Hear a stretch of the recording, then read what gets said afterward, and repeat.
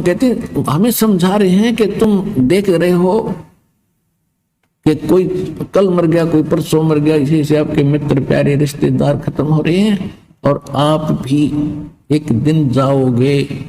आपका कोई कागज में बाकी रह रही है, यानी कोई समय सांस शेष है, जिस दिन वो पूरे होंगे 1 सेकंड में जाओगे, ऐसे कोई रोक नहीं सकेगा।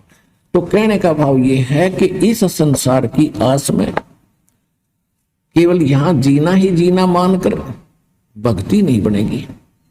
परमात्मा की भक्ति को प्रथम रखकर और फिर चलो आप विश्वास करो, ये मालिक आपको जीवन देगा, आपकी आयु बढ़ावेगा, एक्सटेंशन देगा, यदि आपकी नीत भक्ति की रही।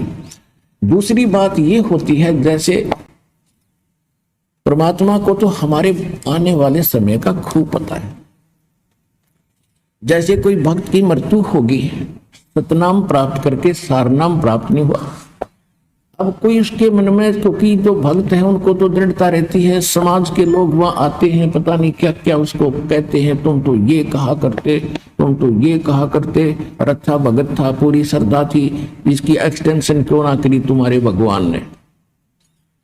तो पुण्यात्मा विचलित ना होना। आपको उदाहरण देता हूं कि उस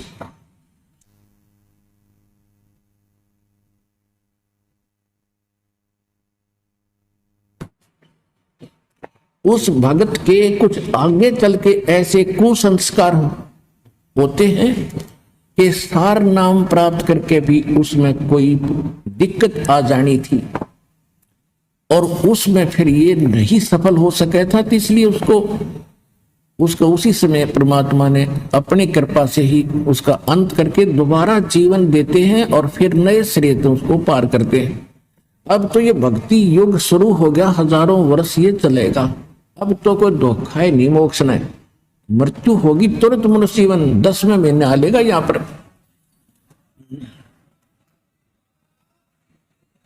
10वें महीने वो आत्मा यहां आ लेगी किसी बहन बेटी के गोदी में, माई के गोदी में, और गर्भ से भक्ति शुरू हो जाएगी उसकी।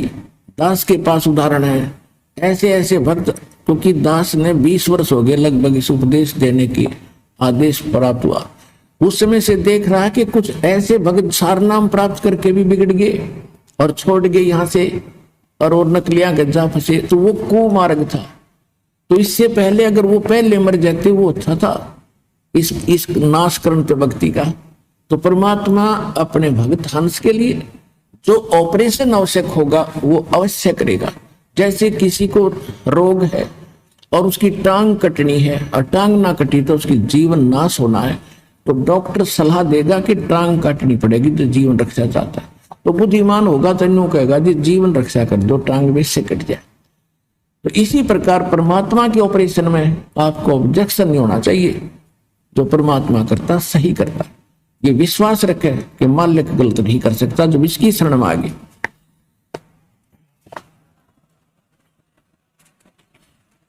जैसे एक डॉक्टर के पास आप पहुंच के, तो वहां डॉक्टर की चलनी चाहिए, मरीज की नहीं।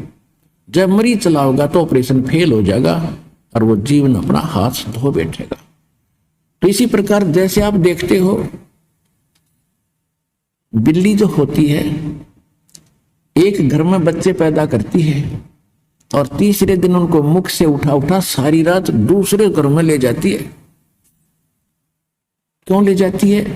कि उसको पता है कि कहीं यहाँ कुत्ते कातों को पता ना लग जाए तेरे बच्चों का, यहाँ पता लगा इतना दूसरे में रखे होंगे। और जब वो उठाकर चलती है उन बच्चों को अपने मुख से पकड़ती है।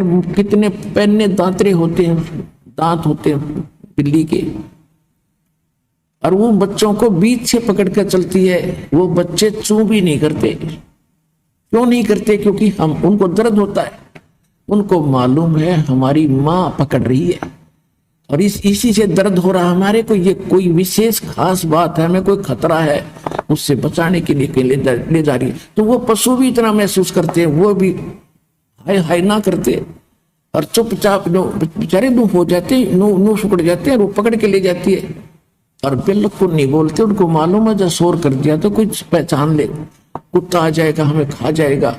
तो चुपचाप उस दर्द को सहन करके सुरक्षित हो जाते हैं। इसी प्रकार समझ लेना परमात्मा थोड़ी बहुत यहाँ आकर भी आपको कोई पीड़ा है तो आपके हित में है, आप उसमें बिरडाना नहीं। कई तनों को मैं 4 बार आ लिया जी, अरे 4 बार में गला टूट गया, सारी उम्र आना तेन तो यहाँ पर। अगर 4 अपन में थक लिया तीसरी तेरे को लाभ होगा, फिर फायदा क्या होगा इसका। तो पुण्यात्मा उनको याद रखना है। कहते राज्य क्रम ताराम की रजा धरे सो शीस, दास गरीब दरस परस दिन बैठे जगदीश। इस परमात्मा की रजा में रहना और देखना, फिर ठाठ आपके 101 पीढ़ी का कल्याण होगा, या कोई डूम भाट के गीत नहीं।